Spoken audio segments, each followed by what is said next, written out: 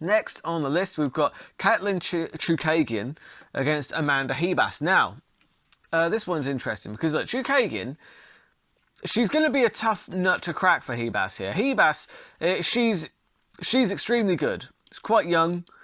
How old is she? She's 28. Actually, no, not as young as I thought.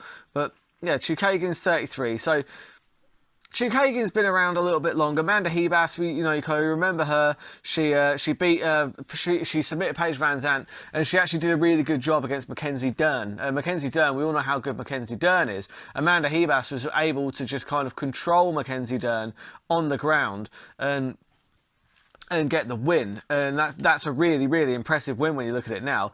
Katlyn Chookagian, she's been around, man. She's gotten a lot of good wins herself. Antonia Shevchenko, Valentina's sister, is on her record. Cynthia Calvillo.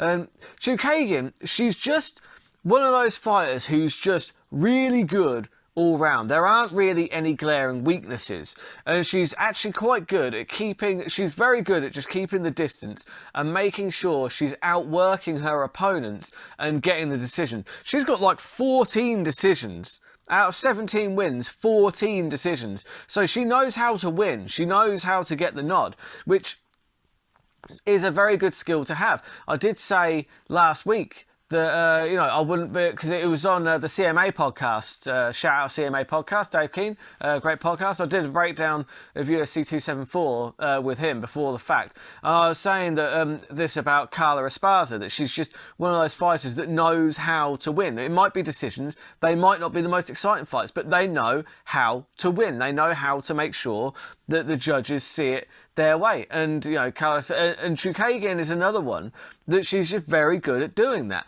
Now, Amanda Ribas, in order to win this fight, she's going to have to get in close. She's going to have to really close the distance and make it kind of ugly, I think. But if she can get in close, get the clinch, and Amanda Ribas, her submission game is excellent. I mean, she's a BJJ black belt and, importantly, a judo black belt as well. So her trips and her throws are actually extremely good. So, again, Chookagian is coming in as a favourite in this one.